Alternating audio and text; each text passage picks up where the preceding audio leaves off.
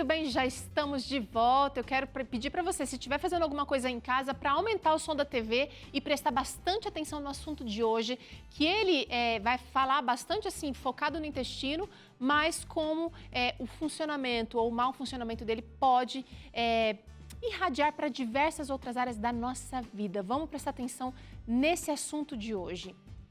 O microbioma ou microbiota intestinal contém dezenas de trilhões de micro-organismos e mais de 1000 espécies conhecidas de bactérias com importantes funções no corpo humano, provocando um interesse considerável sobre o papel que os micro-organismos intestinais podem desempenhar na saúde e também na doença. E é exatamente por isso que a gente vai conversar hoje com a doutora Daniela Cano, que é médica do estilo de vida, e ela vai nos ajudar a entender melhor o que é, na verdade, né, e quais são as funcionalidades da microbiota intestinal. E a gente vai tentar entender aqui também como é que ela pode influenciar na nossa mente e até na imunidade. Você já parou para pensar que o funcionamento do seu intestino está ligado a essas duas coisas? Bom, nosso WhatsApp está aberto para você também participar aqui com a gente. Eu estou esperando o seu comentário, tem o QR Code aparecendo daqui a pouquinho aqui na tela. Aí, chegou! Para você mirar a câmera do seu celular e mandar para a gente aquela sua dúvida, aquela sua pergunta. Aproveita, tá? Se você preferir, você digita o nosso número, que é 12 98266 0004. Já salva aí, porque é o número do Vida e Saúde. Você pode sempre falar com a gente durante os programas aqui, tá bom? Doutora Daniela, bem-vinda ao Vida e Saúde, tudo bem com você? Tudo bem, Teru? Boa tarde a todos. Muito feliz de estar aqui com vocês. Eu também, olha, desde que eu comecei a fazer o carambola lá em Itapeva, eu comecei a perceber que essa queixa do intestino, eu tinha bastante contato com as pessoas lá, e eu percebi que essa queixa do intestino não funciona bem, é uma queixa muito comum. E poucas pessoas acabam falando sobre ela, né? Ficam assim, fica aquela coisa, tô com vários problemas de saúde, mas nunca foca no intestino. O que essa microbiota tem a ver com toda a saúde do nosso corpo? Como que é isso? Na verdade, Teru, tá tudo ligado com tudo, né? E a microbiota é a flora intestinal, que é o que antigamente as pessoas chamavam de flora intestinal. Então, assim como você falou, a microbiota é composta por vários micro-organismos. Então, a gente tem bactérias, tem arqueias, tem um pouquinho de levedura, tem alguns fungos. Então, são vários trilhões, na verdade, de micro-organismos que moram lá dentro do nosso intestino. E quando eles não estão, quando o intestino não funciona bem, a gente tem uma alteraçãozinha que pode acarretar em uma série de doenças que a gente vai estar falando aí durante essa tarde. Agora me conta uma coisa, doutora Daniela, qual que é a função da microbiota intestinal? Porque a gente está vivendo num período, por exemplo, em que tudo está sendo super esterilizado. A gente tem que lavar a mão toda hora, a gente higieniza muito bem os alimentos. Por que a gente tem que ter bactéria no nosso intestino e conviver bem com elas? Na verdade, a gente tem bactérias no corpo inteiro, mas lá no intestino, em especial, elas são responsáveis por sintetizar algumas vitaminas, ajudar na absorção. Elas ajudam também na produção, porque o nosso intestino funciona como se fosse uma barreira, uma parede. Tudo que a gente come vai para o intestino e existe uma barreira, né, a mucosa intestinal, para proteger que essa barreira seja quebrada e acabe passando para a nossa corrente sanguínea toxinas ou produtos inflamatórios, produtos tóxicos para o nosso corpo. Então, a microbiota intestinal ajuda nessa proteção, ajuda a promover a diminuir a permeabilidade que a gente fala, né, do intestino para não passar coisas tóxicas para o sangue, ajuda na síntese de vitaminas. Às vezes a gente está comendo super bem, um monte de vitamina. Se você não tem uma microbiota normal, funcionando bem, você não vai ter síntese e absorção, muitas vezes, desses nutrientes. Então, é muito importante e fundamental que a gente tenha uma microbiota bem diversificada e funcionando de maneira adequada. E você pode contar para a gente, doutora, como é que se forma essa microbiota? Qual que é a importância, por exemplo, da alimentação da criança e da mãe nos primeiros 1000 dias de vida? Então, a microbiota ela já é formada quando a criança nasce. Então, assim, o que a mãe, o estilo de vida da mãe já vai influenciar na microbiota da criança, porque está influenciando na microbiota da mãe.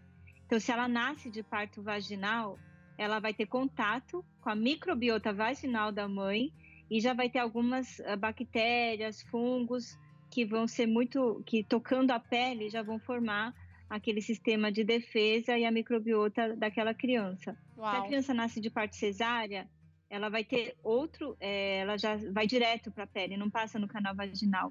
Então, isso já acaba influenciando negativamente nessa criança que nasce de parto cesárea, vai ter imunidade um pouquinho afetada e também uma microbiota diferente daquela que nasce de parto normal.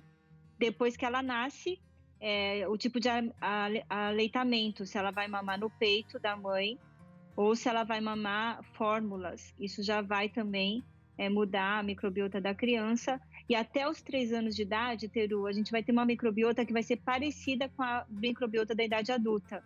E por isso que é muito importante durante os primeiros anos de vida da criança, principalmente até o 2º, 3º ano, que essa mãe cuide tanto da dieta dela, da alimentação dela, mas também da criança, inclusive na escolha do parto que ela vai fazer, porque isso vai influenciar na criança o resto da vida, inclusive na imunidade dela.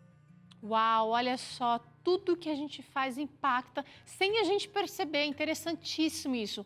Agora, e você falou aqui em algum momento que precisa haver um equilíbrio dessas bactérias. Como é que é isso? A gente tem bactérias boas, bactérias ruins ou todas as bactérias são funcionais? Explica pra gente um pouquinho melhor sobre isso, porque eu quero entender o que a gente, de repente, faz que pode alterar esse funcionamento ou esse equilíbrio da microbiota. Então, assim como eu falei, quando a gente nasce de parto normal, né, passa pelo canal vaginal, essa mãe é saudável, tudo, a gente tem mais microbiotas, mais bactérias, que a gente fala que é mais do bem. Mas a gente não pode falar que as outras são do mal, é a proporção que elas existem no corpo, por exemplo, as firmicutes, os bacteroidetes. Quanto maior a proporção que a gente chama de firmicutes, bacteroidetes, mais risco a gente tem de ter doenças. Pessoas mais saudáveis têm mais bacteroidetes do que firmicutes, por exemplo. Então, elas precisam coexistir para dar esse equilíbrio, mas as firmicutes têm que estar um pouquinho a menos do que os bacteroidetes. Olha que interessante. Então, elas precisam fazer a coisa, precisam conviver, digamos assim, praticar a política da boa vizinhança. Agora, explica, doutora, o que é que pode alterar o funcionamento da microbiota intestinal? A gente separou aqui até por tópicos, né? Fatores que, de repente, vão causar desequilíbrio da microbiota. E tem coisa, gente, que a gente nem imagina. Por exemplo, ela falou ali de alimentação, né, nos primeiros 1000 dias. Os aditivos alimentares podem afetar esse equilíbrio?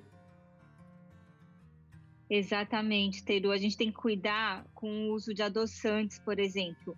O adoçante, o pessoal fala, vai diminuir a glicemia e tal, e até hoje eu não entendo porque as pessoas estão usando adoçantes, porque não tem estudo nenhum que comprove que isso ajude a nossa saúde de alguma maneira. Mas, assim como os adoçantes, outros tipos de aditivos químicos, né? Os conservantes, os edulcorantes que a gente vê nos sucos de caixinha, nos sucos de pozinho, excesso de açúcar, excesso de sal. A gente vê esses corantes todos e também os conservantes que a gente vê em peito de peru, esses alimentos que a gente chama de ultraprocessados e embutidos, né? Linguiça, mortadela, salsicha. A gente tem muitos conservantes que acabam influenciando negativamente a nossa microbiota intestinal. Ai, ai, ai. E a coisa não fica boa quando a gente fala também de má alimentação, que pode trazer... Você falou de açúcar, de aditivos, mas eu estou pensando aqui nas frituras, por exemplo, que podem até ser feitas caseiras, né? Ah, mas não é alimento ultraprocessado porque eu fiz em casa, mas pode trazer prejuízo também. Tá cheio de gordura, né, Teru? Quanto mais gordura a gente consome, pior fica a nossa variedade, a nossa microbiota intestinal.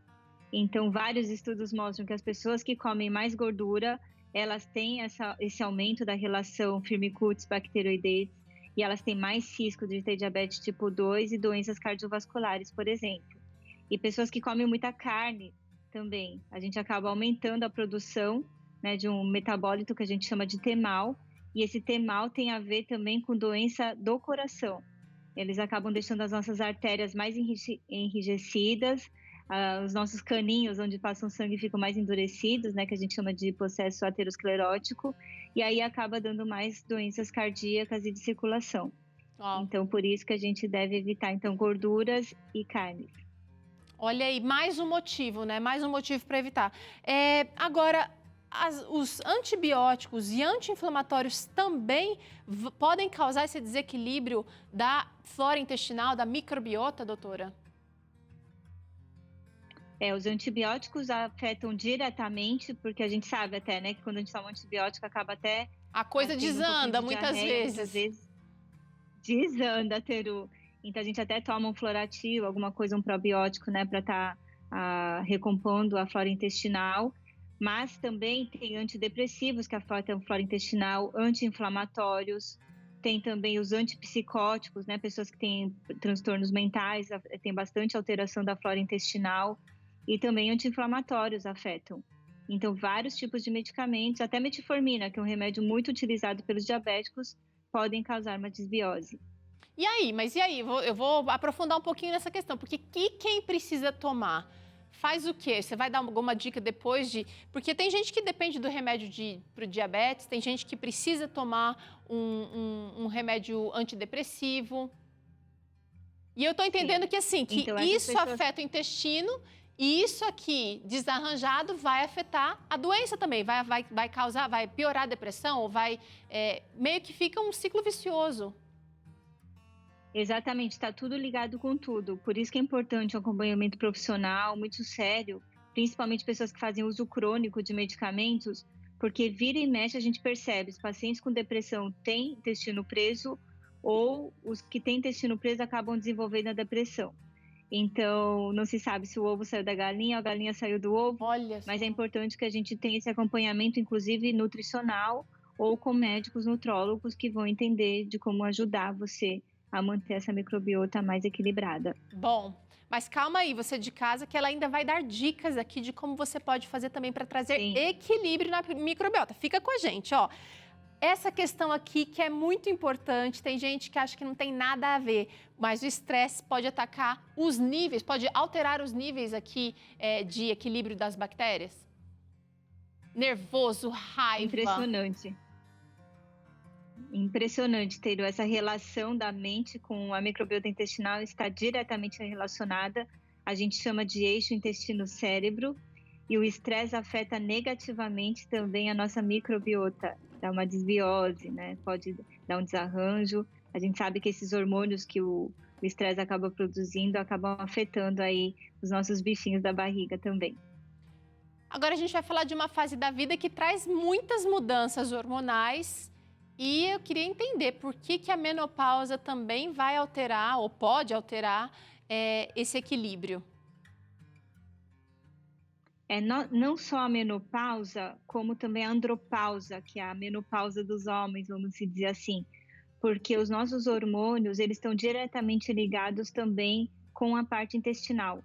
Então, a gente tem o eixo intestino-cérebro, mas esse eixo também está relacionado com os nossos hormônios. Então, se o intestino também não funciona bem, a parte hormonal não vai funcionar bem. E conforme a gente vai ficando na andropausa, se for para os homens, ou menopausa, a gente tem diminuição dos hormônios reprodutores, masculinos ou femininos, e isso acaba afetando também a nossa microbiota e o nosso sistema de defesa. Olha aí. Álcool. O consumo de álcool é nocivo, então, para o equilíbrio? Sim, o álcool também diretamente, né, cai lá no estômago, do estômago vai para o intestino e acaba matando várias bactérias boas e aí acaba causando essa desproporção aí entre bactérias do bem e do mal, vamos dizer assim, porque ela acaba e diminui também a imunidade, né? Olha só, então, e aqui você não está falando assim, não existe um nível seguro, até X% eu posso beber que não vai causar mal. Cada corpo reage de uma maneira, e dependendo de como você está com o seu metabolismo, por exemplo, eu sou oriental, né? Eu tenho pouquíssimas enzimas que digerem o álcool. Então, quanto mais adulto a gente vai ficando, e dependendo da sua genética também, você vai ter mais enzima que consegue metabolizar a molécula do álcool ou não. Mas, geralmente, a gente já sabe que o álcool acaba sendo bastante deletério para o sistema nervoso central, para o intestino e para a imunidade. Olha, então, olha, tolerância zero aqui, não precisa de nada, viu?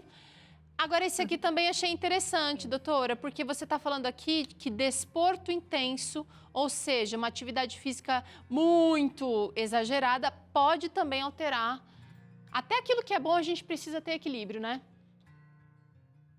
Com certeza, aqueles maratonistas, pessoas que fazem triatlon, né, os atletas de alta performance, eles acabam transpirando muito, eles têm mais risco de ter um desequilíbrio aí dos minerais, né, por isso que eles ficam repondo, tem maior desgaste do sistema imunitário, imunológico, e acaba também tendo mais risco de ter desbiose, porque eles têm essa rotina muito intensa de treinos e inclusive no dia da prova, né, sofrem desidratação com facilidade, podem sofrer esse desequilíbrio hidroeletrolítico que a gente fala, perde Aham. muito sódio, né, tem um desequilíbrio aí desses minerais e acaba afetando também a microbiota. Doutora, infecções bacterianas, e eu estou pensando aqui naquelas até infecções que a gente às vezes tem ao comer alguma coisa estragada, alguma coisa que não caiu bem, também pode afetar? Com certeza.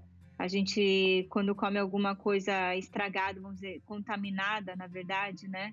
Ou toma alguma coisa que veio com algum protozoário, algum bichinho aí do mal, a gente sente o intestino, né? Desarranja também, acaba dando diarreia. A diarreia é um sintoma de que alguma coisa não caiu bem lá dentro e o corpo está tentando eliminar, né? A bactéria, seja o que for. Não só infecções bacterianas, né? Infecções virais também acabam dando essa diarreia e acaba desarranjando com certeza a microbiota intestinal por causa da inflamação que essas infecções causam. Bom, a gente viu aqui que é um sistema muito delicado, que vários fatores podem afetar, podem causar esse desequilíbrio, essa desbiose. Então é preciso cuidar da saúde em geral mais uma vez. Agora, essa desbiose manda recado? Tem algum sintoma? Você já falou de um aqui que seria talvez a diarreia, né? O intestino solto por um longo período de tempo. Existem outros sintomas de que esse equilíbrio está precisando de um ajuste? Geralmente as pessoas que estão com desbiose, elas sentem ou o intestino muito solto ou muito preso, que a gente chama de uma constipação crônica. Tem pessoas que reclamam de gases. Elas falam, ai, doutora, toda hora eu estou produzindo gases, gases, a barriga pode ficar inchada, estufada depois de comer. Então, tem vários sintomas que ela pode sentir. Tem gente que sente fadiga, né, um cansaço, uma alteração de humor, porque, assim como a gente tem falado, que a nossa microbiota intestinal está relacionada com o cérebro também.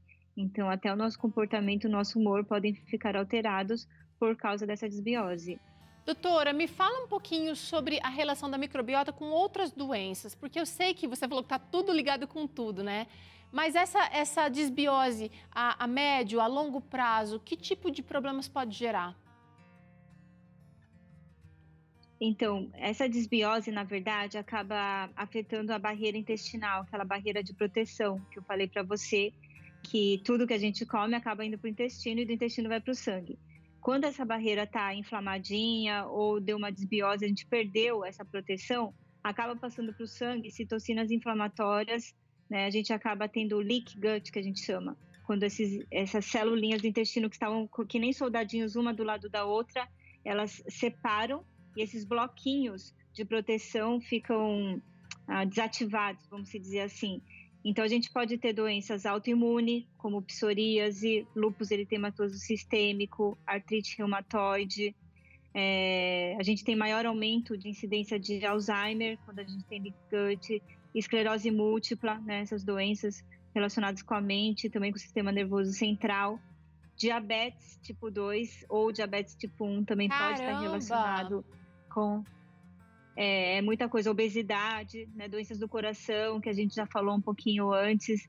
Então, tem muitas doenças relacionadas com essa alteração da permeabilidade do intestino, né? Se o intestino não funciona bem, até depressão, esquizofrenia tem muita relação também com o funcionamento do intestino.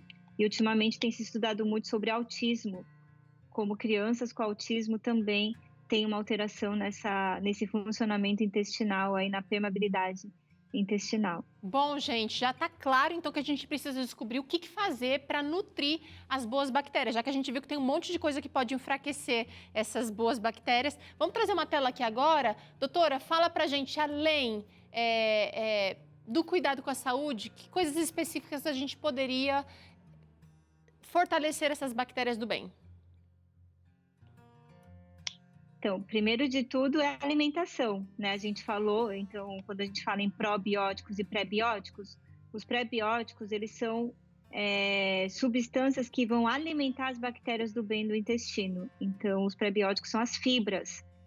Quando a gente vai comer frutinha, é bom comer frutinha com casca, né? A laranja com bagacinho. A banana você não vai comer com casca, mas a banana já tem a fibra insolúvel lá dentro, né? A aveia, que a gente sempre está falando bastante da aveia. Alimentos que tenham bastante ômega 3, né? A chia, a linhaça, o amendoim, as oleaginosas, né? Que tem gordurinhas boas, poliinsaturadas, que a gente fala. Então, vão funcionar e as fibras vão funcionar como probióticos. Então, frutas, muita salada, tudo aquilo que tem celulose, né? Isso daí vai funcionar como uma comidinha para essas bactérias boas. Certo. E os probióticos são micro-organismos vivos já, que já estão prontos. Por exemplo, o miso, né, que os japoneses comem muito, o kimchi, que os coreanos comem muito, o kefir também é um probiótico rico em lactobacilos, né, que são bactérias boas. Então, kombucha, né? São alimentos, isso, que já são fermentados, né, alimentos fermentados que acabam já tendo esses micro-organismos e que vão funcionar positivamente, então, para ajudar a recompor a nossa flora intestinal, nossa microbiota intestinal. Legal. Então, fibras, além disso, ela falou frutas. sobre exercício físico também, né, doutora? Que tem que ser uma coisa praticada com moderação. E aí tá o antibiótico também na nossa tela, só que entra como um fator de alteração. A gente está colocando aí o que pode alterar, né? Aí o antibiótico e medicamentos podem alterar negativamente. Isso, por isso que é importante, sempre que a gente toma antibiótico, é preconizado que a gente já faça o uso de um probiótico logo depois, né? Geralmente a gente usa aí o Saccharomyces, né, Burlandi, que é o Floratil aqui no Brasil.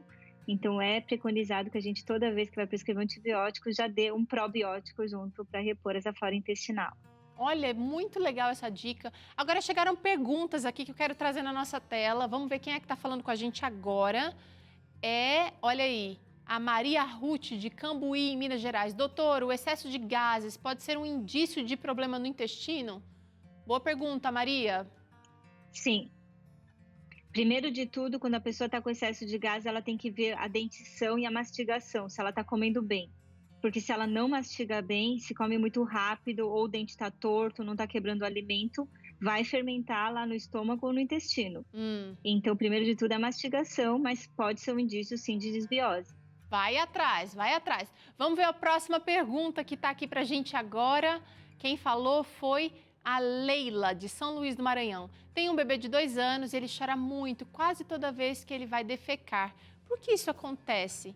O que eu posso fazer nesse caso? Olha aí, a Leila está trazendo uma pergunta importante que representa muitas mães aqui.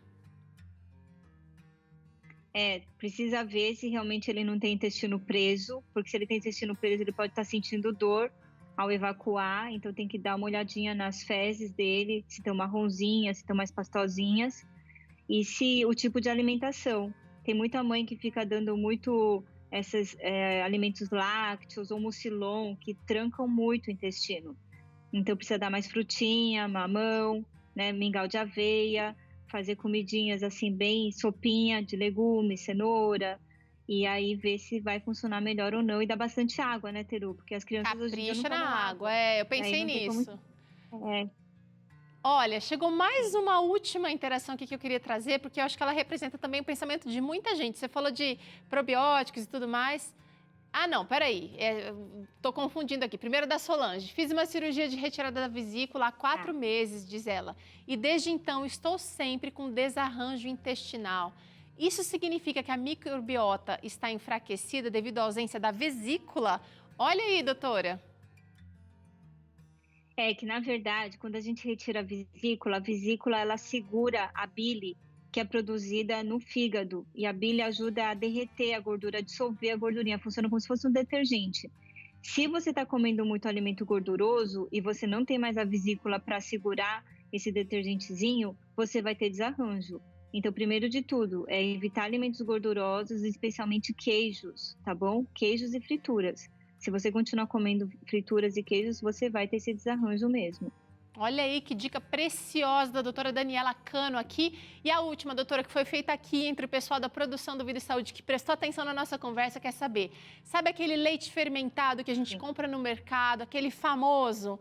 Aquilo lá é vendido como um prebiótico, um probiótico, na verdade. Faz bem? Pode comprar?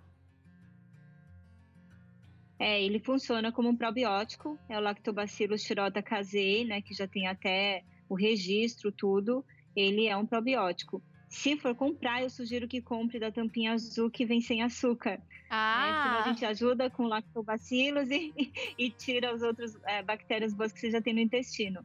Então ele ajuda sim. Só tem que tomar cuidado, se você for intolerante à lactose, vai ter uma diarreia.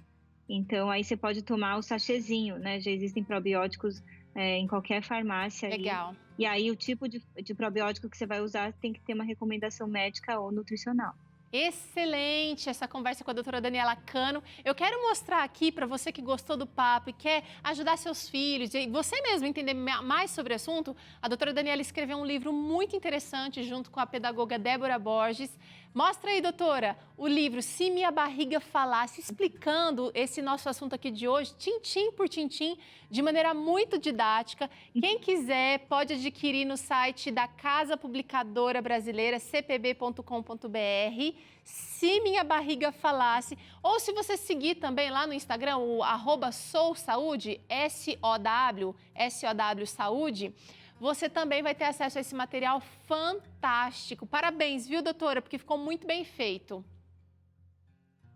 Que bom, Teru. Fico feliz. A gente escreveu esse livro exatamente para ajudar os pais e as crianças a comerem melhor e entender melhor como funciona o sistema de defesa também do corpo. É isso aí, a família inteira engajada. Doutora Daniela, muito obrigada pela participação no Vida e Saúde hoje. Quero te desejar já também boas festas, um bom final de ano, na medida do possível aí em segurança. E eu espero que a gente se encontre novamente aqui em 2021. Obrigada, viu? Tchau. Boas festas para você e para toda a equipe do Vida e Saúde também, Teru. Um abraço. Abraço!